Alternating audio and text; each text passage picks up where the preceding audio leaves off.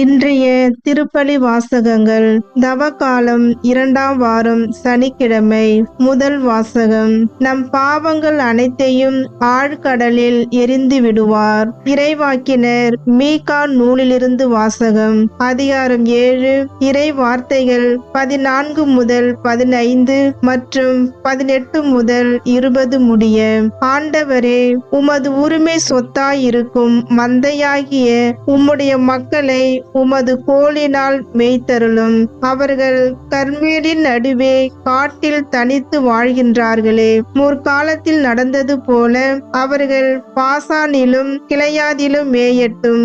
எகிப்து நாட்டிலிருந்து நீங்கள் புறப்பட்டு வந்த நாளில் நடந்தது போல நான் அவர்களுக்கு வியத்தகு செயல்களை காண்பிப்பேன். உமக்கு நிகரான இறைவன் யார்?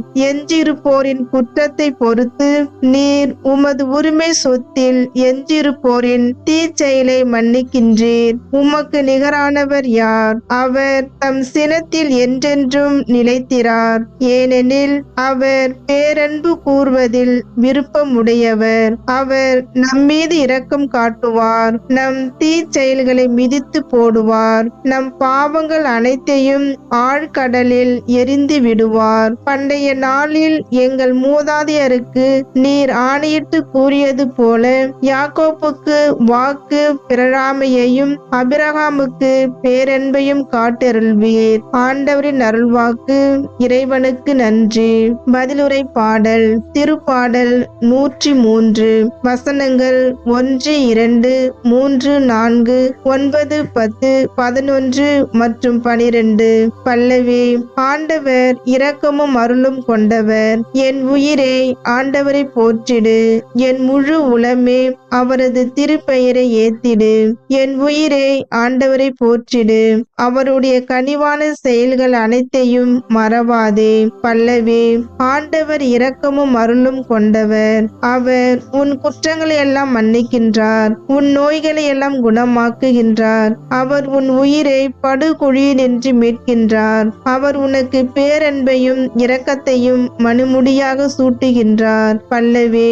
ஆண்டவர் இரக்கமும் அருளும் கொண்டவர். அவர் எப்போதும் கடிந்து கொள்பவர் அல்லர். என்றென்றும் சினம் கொள்பவர் அல்லர். அவர் நம் பாவங்களுக்கு ஏற்ப நம்மை நடத்துவதில்லை. நம் குற்றங்களுக்கு ஏற்ப நம்மை தண்டிப்பதில்லை. பல்லவி. ஆண்டவர் இரக்கமும் அருளும் கொண்டவர். அவர் தமக்கு அஞ்சுவோருக்கு காட்டும் பேரன்பு மண்ணில் நின்று விண்ணளவு போன்று உயர்ந்தது.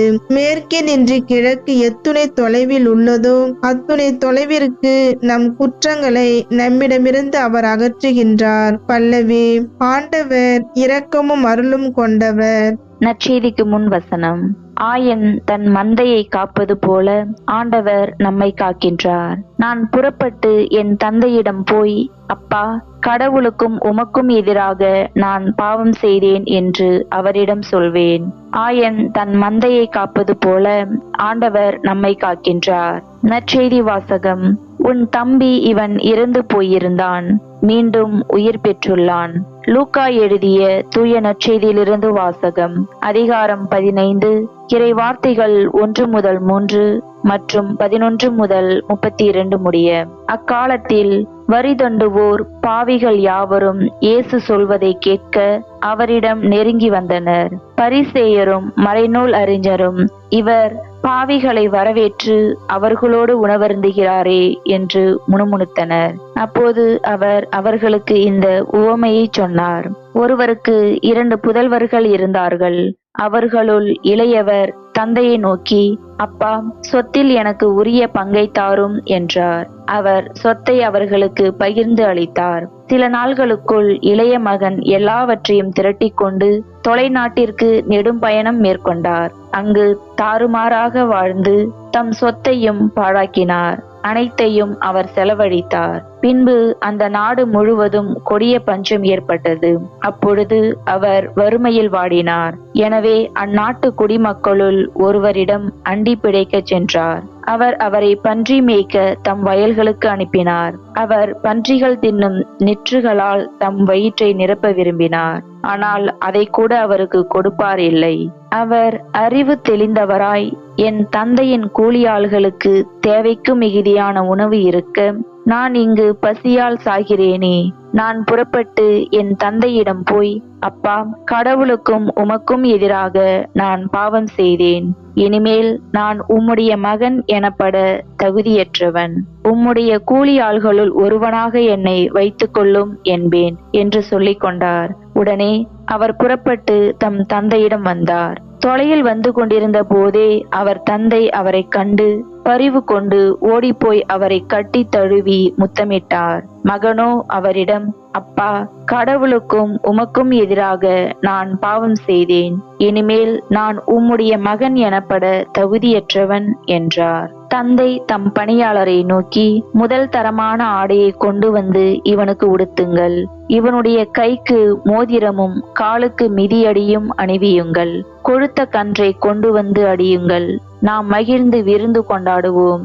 ஏனெனில் என் மகன் இவன் இறந்து போயிருந்தான், மீண்டும் உயிர் பெற்று வந்துள்ளான். காணாமற் போயிருந்தான், மீண்டும் கிடைத்துள்ளான் என்றார். அவர்கள் மகிழ்ந்து விருந்து கொண்டாடத் தொடங்கினார்கள். அப்போது மூத்த மகன் வயலில் இருந்தார். அவர் திரும்பி வீட்டை நெருங்கி வந்து கொண்டிருந்த போது ஆடல் பாடல்களை கேட்டு ஊழியர்களுள் ஒருவரை வரவழைத்து, இதெல்லாம் என்ன என்று வினவினார். அதற்கு ஊழியர் அவரிடம், உம் தம்பி வந்திருக்கிறார். அவர் தம்மிடம் நலமாக திரும்பி வந்திருப்பதால் உம் தந்தை கொழுத்த கன்றை அடித்திருக்கிறார் என்றார். அவர் சினமுற்று உள்ளே போக விருப்பம் இல்லாதிருந்தார். உடனே அவருடைய தந்தை வெளியே வந்து அவரை உள்ளே வருமாறு கெஞ்சி கேட்டார். அதற்கு அவர் தந்தையிடம், பாரும், இத்தனை ஆண்டுகளாக நான் அடிமை போன்று உமக்கு வேலை செய்து வருகிறேன். உம் கட்டளைகளை ஒருபோதும் மீறியதில்லை.